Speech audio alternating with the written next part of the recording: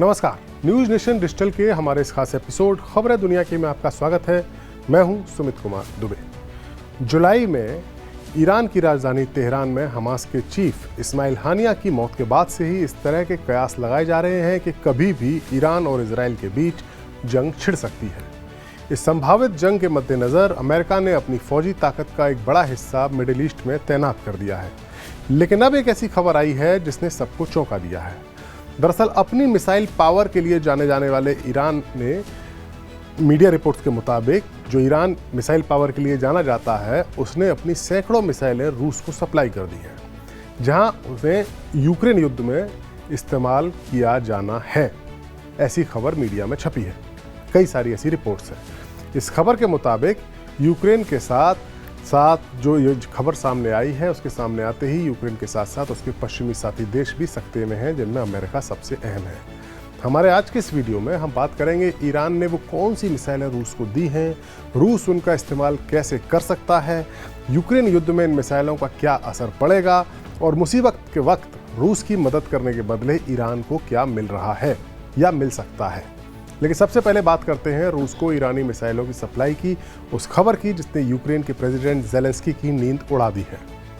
अमेरिकी अखबार the wall street journal की रिपोर्ट में दावा किया गया है कि ईरान रूस को ड्रोन और मिसाइलें दे रहा है। खबर में यह कहा गया है कि रूस को ईरान ने सैकड़ों की संख्या में फतह 360 शॉर्ट रेंज बैलिस्टिक मिसाइलों की डिलीवरी दी है।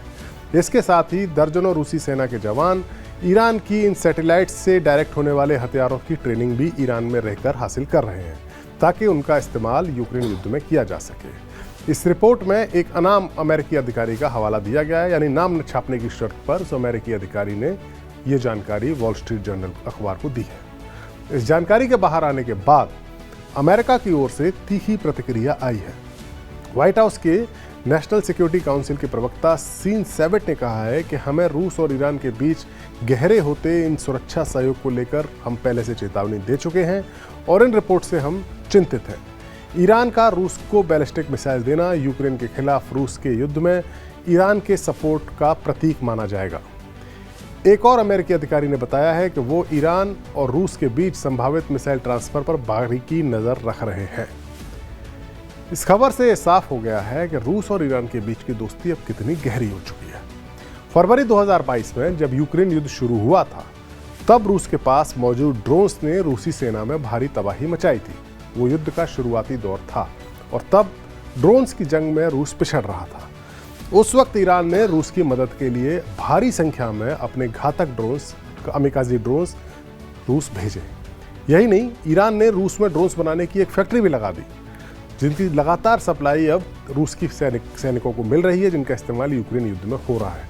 लेकिन ड्रोन्स की बात अलग थी और मिसाइल्स की बात अलग है। अब ईरान की मिसाइलें इस जंग में रूस की मदद करने के लिए पहुंच चुकी हैं। 2.5 साल से भी ज़्यादा वक्त से ये यूक्रेन युद्ध चल रहा है और मौजूदा हालात कुछ इस तरह हैं जहां ये जंग एक तरह से फंसी हुई नजर आ रही है। यूक्रेन के पूर्वी इलाके में रूस की सेना आगे बढ़ने की कोशिश में जुटी है, जबकि यूक्रेन ने रूस की सीमा क्रॉस करके उसके कुर्स्क सूबे में काफ़ी ज़मीन पर कब्जा कर लिया है। इस जंग को लड़ते लड़ते रूस के गोला बारूद हथियारों का जखीरा खत्म हो चला है, कम हो चला है। जखीरा तो यूक्रेन का भी खत्म हो चला है, लेकिन उसको अमेरिका और पश्चिमी देशों से भरपूर मदद मिल रही है। और रूस ने अपनी मदद के लिए नॉर्थ कोरिया के तानाशाह किम जोंग उन से मदद हासिल की और बड़ी संख्या में रॉकेट्स, मिसाइल्स और तोप के गोले नॉर्थ कोरिया से रूस को मिले हैं।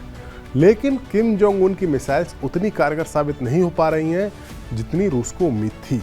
ऐसी खबरें हैं कि उसकी कई सारी मिसाइलें तो आधे रास्ते पर ही फट जा रही हैं और अगर वो अटैक भी कर पा रही हैं तो फिर वो टारगेट से काफ़ी दूर जाकर गिर रही हैं। अब रूसी सेना ईरान की मिसाइलों का इस्तेमाल करने वाली है। अब हम आपको बताते हैं ईरान की उन मिसाइलों के बारे में जो रूस को सप्लाई की गई हैं और जिनकी पावर क्या है।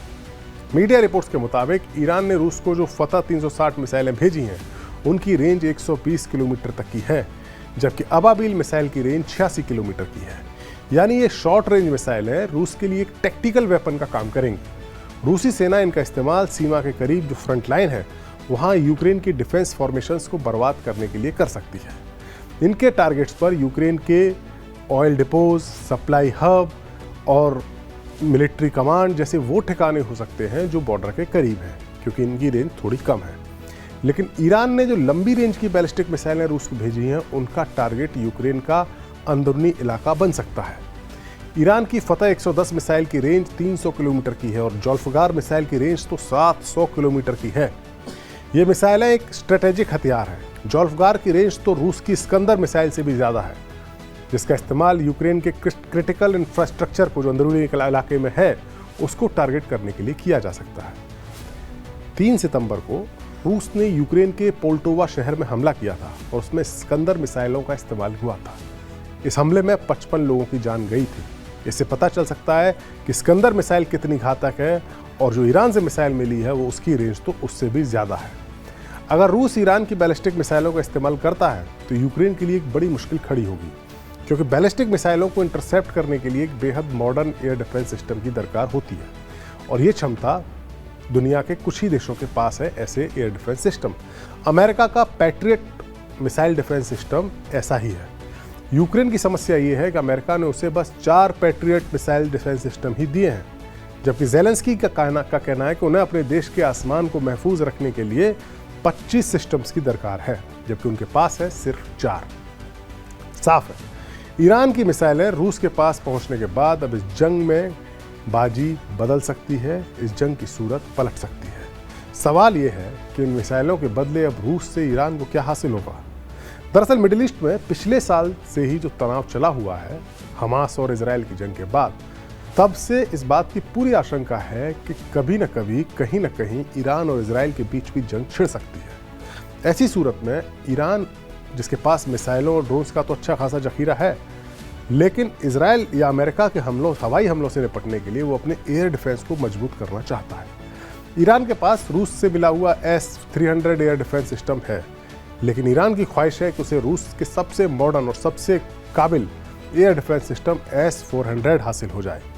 रूस ने अभी तक इस सिस्टम को बस भारत, चाइना और टर्की को ही बेचा है।